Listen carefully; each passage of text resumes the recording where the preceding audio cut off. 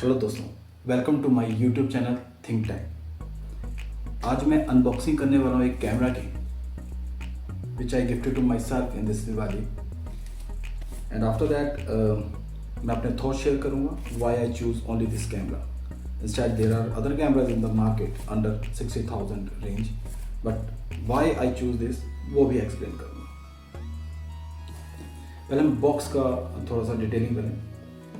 Box में ऊपर cannon brand mention किया हुआ है, और अगर मैं अपने कैमरा की बताऊँ जो मैंने अपने आप को गिफ्ट किया है वो है M50 Mark II।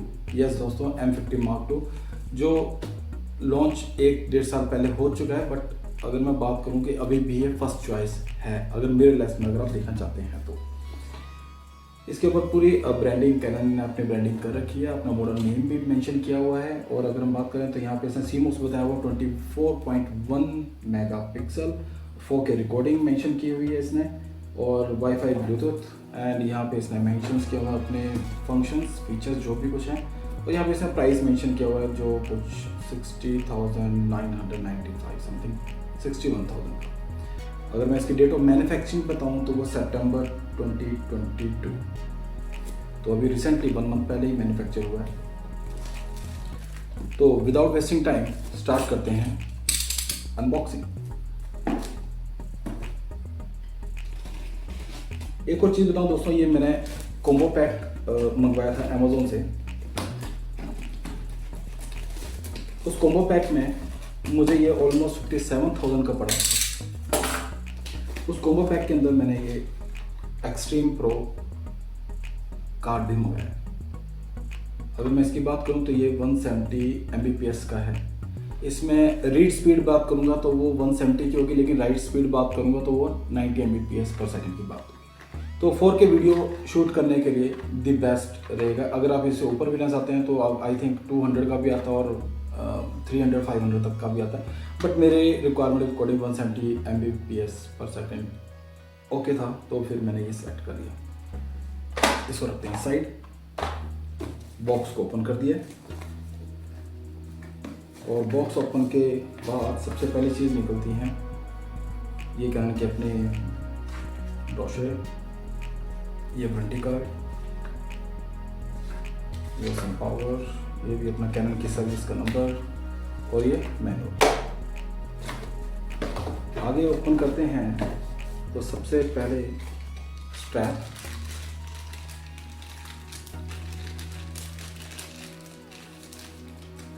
स्ट्रैप बात करते हैं तो बड़ा ही एलिगेंट लुक है स्ट्रैप का, और बड़ी इंप्रेसिव एलिगेंट लुक।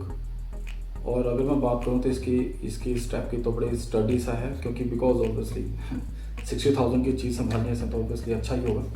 और एज यूजली कैनन ने अपनी ब्रांडिंग भी दी हुई है, इसमें EOS भी मेंशन है, तो okay material. Next come adapter.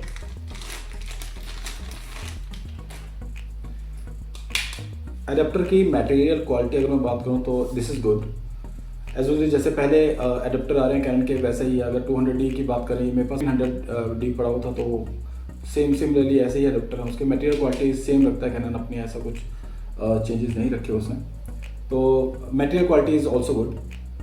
और इसमें 2 इंडिकेटर दिए हुए हैं, एक तो चार्ज का, और अगर जब फुल चार्ज हो जाए, चार्ज और फुल चार्ज का दोनों के इंडिकेटर दिए हुए हैं, तो दिस इज ऑल्सो गुड।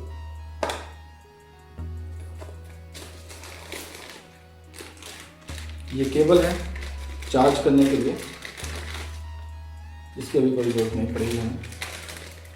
तो पैकेजिंग इज ऑल्सो गुड। मैं अगर इसकी पैकिंग की बात करूँ तो पैकेजिंग सारे बबल रैप के अंदर आया हुआ है, और ये आ गई बैटरी अपनी विच इज़ 875, या द बैटरी इज 875 mAh। तो अगर मैं बैटरी की बात करूँ तो 875 mAh की बैटरी आई थिंक 400 क्लिक्स के लिए ओके होगी, और अगर हम वीडियो की बात करें तो 35 to 40 मिनट्स का वीडियो शूट कर सकती है इजीली। वेल हमें दूसरी इसके लिए आजकल वैसे अगर हम मिररलेस की बात करें तो एक बैटरी के साथ कोई नहीं चलता, मैक्सिमम डबल बैटरीज रखते हैं, सो दैट कि अगर एक हो जाए तो दूसरी वाली को यूज़ कर लें। तो बैटरी को साइड रखते हैं, and after that here come our main thing, camera body. Guys bubble wrap किसी को अच्छे लगते हैं बताना।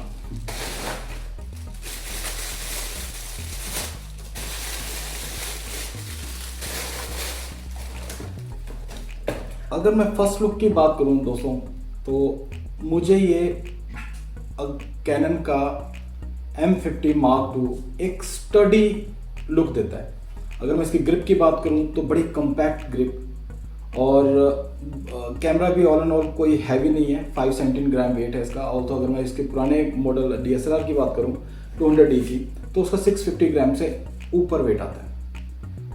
तो मुझे तो इसका लुक बड़ा कॉम्पैक्ट और बड़ा अच्छा सा लगा लुक मुझे।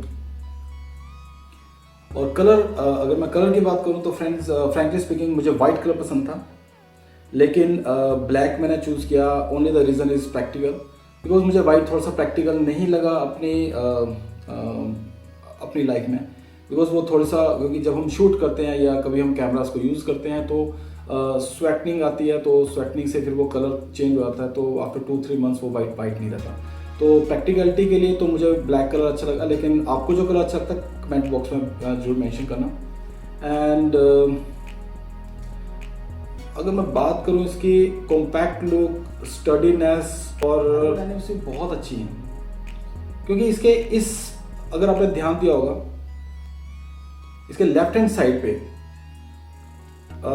ज़्यादा बटन्स नहीं है। अगर आप D5600 को अगर आप किसी ने ऑपरेट किया होगा तो उसको पता चलेगा कि उसके राइट हैंड साइड पे भी बटन्स है, और वो थोड़ा सा यहाँ से भी बल्कि है। लेकिन इसमें क्या है कि यहाँ से आप सेटिंग करोगे और वन हैंड से यूज़ कर सकते हो आप, तो विच इज़ वेरी गुड। गई कैनन वालों ने इसकी एर्गोनॉमिक्स बहुत ही अच्छी रखी हैं, सोच समझ के रखी हैं।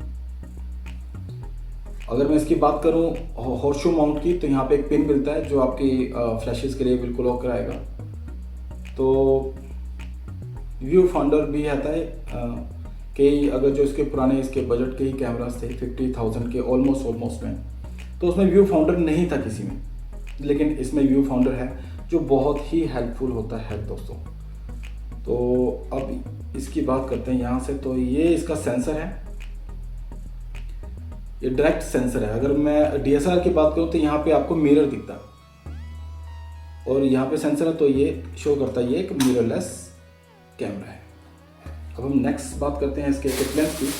तो किट लेंस फ्रेंड्स, इसके साथ किट लेंस आता है 1545 का, which is good for me. Like videography के लिए, मेरी रिक्वायरमेंट वीडियोग्राफी की थी, तो वीडियोग्राफी के लिए ओके। अगर हमें इमेजेस वगैरह अगर कैप्चर करना है, फोटो शूट करना है, तो उसके लिए भी ओके। अगर मैं बात करूं तो ऐसा कुछ नहीं है कि हमें ज़्यादा जूम वाला लेंस चाहिए, लेकिन अगर हमें और लेंसेज ऐड करने हैं, क्योंकि इसका जो है वो EFM है लेंस, तो इसके लिए अगर हमें और लेंसेज ऐड करने हैं तो इसके लिए हमें एडाप्टर लगाना पड़ेगा दोस्तों। तो एडाप्टर मार्केट में अवेलेबल वैसे तो ईजिली हो जाता है, अगर आप कैनन का लेंगे तो ज़्यादा बेटर है। EFM to EF एडाप्टर आपको यूज़ करना है। तो अगर आप उसको यूज़ करते हैं एडाप्टर को, तो वो यूज़ करने के बाद आप कोई भी सिग्मा का लेंस यूज़ कर सकते हैं। जो आप DSLR में यूज़ करते हैं लेंसेज, तो वही आप सारे यहाँ पे यूज़ कर सकते हैं। तो मैं इसका बात करूँगा कि इसका फ्लो बहुत ही अच्छा है। मुझे तो कैमरा ये बहुत अच्छा लगा, स्टडी, कॉम्पैक्ट, लाइट वेट, और most important thing is mirrorless. आप बताना कमेंट बॉक्स में, आप मेंशन करना कि आपको ये कैमरा कैसा लगा। Now come to the main part कि मैंने M50 Mark II ही क्यों चूज किया, whereas there are other cameras in the market under 60,000। तो दोस्तों अगर मैं बात बोलूँ कि कौन कौन से कैमरा हैं इसके रेंज के, तो सबसे पहले तो इसी का ही खुद का कंप्यूटर जो DSLR के अंदर आता है वो है 200D। 200D के साथ अगर मैं कंपैरिजन करूं तो वो DSLR है और ये मिररलेस है। अगर जिन मेरे फ्रेंड्स को अगर DSLR और मिररलेस के अंदर डिफरेंस नहीं पता, तो मैं बता दूं एक शॉर्ट में एक सिंपल तरीके से समझाता हूं कि DSLR में क्या होता है कि जब आपके जो लेंस है, जब लाइट जो है वो लेंस के थ्रू क्रॉस करते हैं, तो यहाँ पे आपके मिरर लगा होता है। जैसे मैंने पहले बताया, यहाँ पे एक मिरर होता है, तो उस मिरर से रिफ्लेक्ट होकर यहाँ पे प्रिज्म में जाती है, जो पेंटा प्रिज्म होता है, उस प्रिज्म से रिफ्लेक्ट होकर आपको व्यू फाइंडर से देख सकते हो। आप जो भी ऑब्जेक्ट को आप देख रहे हो तो वो व्यू फाइंडर से देखोगे। लेकिन मिररलेस के अंदर क्या होता है कि यहाँ पे मिरर नहीं होता, तो वो डायरेक्टली जो लाइट है वो लेंस से क्रॉस करेगी, सेंसर पे जाएगी, और यहाँ पे जब आप शटर रिलीज बटन को रिलीज करेंगे, क्लिक करेंगे, तो आप ऑब्जेक्ट को, आप इमेज को कैप्चर कर लेंगे। अब इसमें डिफरेंस कहाँ है? डिफरेंस है इसमें मिररलेस कैमरा में इलेक्ट्रॉनिक व्यू फाउंडर है और डीएसएलआर के अंदर होता है ऑप्टिकल व्यू फाउंडर। डिफरेंस वही है कि अगर हम यहाँ पे इलेक्ट्रॉनिक व्यू फाउंडर में यहाँ पे, क्योंकि मिरर तो है ही नहीं इसमें, तो यहाँ पे सेंसर में अगर जो भी हम कुछ भी अपने कैमरास के साथ सेटिंग में जो अपर्चर में चेंजेस करेंगे तो हम डायरेक्टली अपने व्यू फाउंडर से देख सकते हैं इमेज को, एंड आफ्टर दैट हम उसी को ही क्लिक कर सकते हैं। रियल टाइम पे हम शूट, जो हमने इमेज की सेटिंग की है वो हमें रियल टाइम में दिख जाएगी और हम उसको शूट कर सकते हैं और उसको क्लिक कर सकते हैं। लेकिन सिमिलरली अगर हम बात करें डीएसएलआर की, तो डीएसएलआर में ऐसा कुछ भी नहीं है फ्रेंड्स। तो उसमें क्या है कि एक्सपीरियंस काम आएगा आपका, आपने अपने सेटिंग की और उसके बाद आपने क्लिक की, आप अपनी एलसीडी में चेक करेंगे, अगर आपकी पिक्चर अकॉर्डिंगली आई है देन इट इज़ ओके, नहीं आई है तो आप फिर से सेटिंग करेंगे, फिर से क्लिक करेंगे, फिर से एलसीडी में देखेंगे। तो मेजर डिफरेंस तो यहाँ पे था view finder, electronic view finder, where as in DSLR there is optical view finder. अब सेकंड जो डिफरेंस आता है दोस्तों वो है कॉम्पैक्ट। अगर मैं डीएसएलआर की बात करूं तो डीएसएलआर कॉम्पैक्ट नहीं है, ये बहुत ही कॉम्पैक्ट है। अगर मैं बात करूं इसकी, तो इसका वेट आता है, अगर मैं वेट की बात करूं तो इसका 5 सेंटीग्राम वेट है, और डीएसएलआर का अगर इसी के जो कंपटीटर 200D की बात करूं मैं तो 650 ग्राम से ऊपर इसका वेट आता है। अब बात करते हैं इसके ऑटो फोकस की। ऑटो फोकस की अगर पॉइंट्स में बात करूं तो इसके 3975 पॉइंट्स इसके अवेलेबल है ऑल ओवर द स्क्रीन, लेकिन इसके सिलेक्टेबल पॉइंट्स जो है वो 193 पॉइंट्स सिलेक्टेबल्स हैं, और जो डीएसएलआर में थे वो 90 पॉइंट्स सिलेक्टेबल होते हैं 200D की अगर मैं बात करूं। तो डिफरेंस तो यहीं पे डबल से भी ज़्यादा पॉइंट्स आपको मिल जाएंगे यहाँ पे ऑटो फोकस के लिए। तो ऑटो फोकस दी बेस्ट है इसका। और अगर मैं इसका कंपैरिजन साथ में D5600 के साथ करूं तो उसके साथ भी ये विनर बनेगा। रीजन बिहाइंड, क्योंकि D5600 फोटोग्राफी के लिए ओके है, लेकिन अगर आप उसके वीडियो में बात करेंगे तो जब वो ऑटो फोकस में जब वो स्विच करता है तो उसके पीछे की ऑब्जेक्ट्स में वो मेंटेन नहीं कर पाता कि वो एक्यूरेट ऑब्जेक्ट कौन सा है, तो पीछे की ऑब्जेक्ट जो ब्लर होना शुरू होता है, या वो फ्रंट का होगा या बैक का होगा, तो काइंड ऑफ वीडियो आपकी ओके नहीं आती। तो D5600 भी पीछे रह जाता है अपने M50 Mark II से। वेराज अगर मैं बात करूं सोनी अल्फा 668 की, तो वो इसके इक्वलेंट आता है। अब हम बात करते हैं कि इसमें ऐसी और कौन कौन सी पॉइंट्स थे जो मुझे अच्छे लगे कि मैंने लिए। पहला पॉइंट तो इसका ये कि इसमें हम वर्टिकल वीडियोस भी हम शूट कर सकते हैं, जो आजकल बहुत ज़्यादा ट्रेंड में है। इंस्टा में, यूट्यूब में, इंस्टा में अगर आप बात करें तो फेसबुक में बात करें तो बहुत ज़्यादा ट्रेंड्स में है। रील्स बनती हैं तो वो वर्टिकल मोड में बनाते हैं। एक और पॉइंट जो मेन डिफरेंस है वो इसकी एलसीडी के अंदर आपको यहाँ पे रिकॉर्ड और स्टॉप का बटन मिल जाता है, जो बहुत ही यूज़र फ्रेंडली मुझे अच्छी लगी वो बात। क्योंकि जब आप शूट करते हैं तो इंस्टेड ऑफ कि बटन को क्लिक करने से आप यहीं से ही आप इसको यहीं से ही आप इसको रिकॉर्ड और स्टॉप का बटन में आपको करेंगे तो आपको ईजी रहेगा। और इसमें आप स्लो मोशन वीडियो भी आप कैप्चर कर सकते हैं। अगर मैं बात करूं इसके 4K वीडियो की, तो 4K वीडियो आप 24 फ्रेम पर सेकंड में ले सकते हैं, और अगर 1080 पिक्सल की बात करूं तो वो 60 फ्रेम पर सेकंड में कर सकते हैं। इसमें अगर FPS की वैसे बात करूं तो मैं इसमें 10 FPS सपोर्टेड है। अगर मैं इसके DSLR की बात करूं जो 200D था उसमें 5 FPS थी, तो वहाँ पे भी ये विनर बनता है। और अगर मैं बात करता हूँ इसके आई ट्रैकिंग ऑटो फोकस की, जो कैनन 200D के अंदर भी है। D5600 की बात नहीं करते, उसका तो हमने पहले ही फ्लॉप शो कर दिया। और साथ में अगर हम अल्फा 68 की बात करते हैं तो अल्फा 68 के सबसे बेस्ट ऑटो फोकसेस हैं, लेकिन इक्वलेंट M50 के इक्वलेंट। और अगर हम बात करते हैं 200D की DSLR, तो उसमें ऑटो फोकस आई ट्रैकिंग है, लेकिन एक सर्टेन डिस्टेंस के बाद वो आई ट्रैक नहीं करता, वो सिर्फ फेस को डिटेक्ट करता है। तो आई ट्रैकिंग का यहाँ पे भी हमारा विनर बन जाता है M50। ऑल एंड ऑल अगर मैं बात करूँ तो मुझे तो ये बहुत अच्छा लगा। स्टडी, कॉम्पैक्ट, लाइट वेट, इसमें आप वर्टिकल वीडियो बना सकते हो, स्लो मोशन वीडियो बना सकते हो।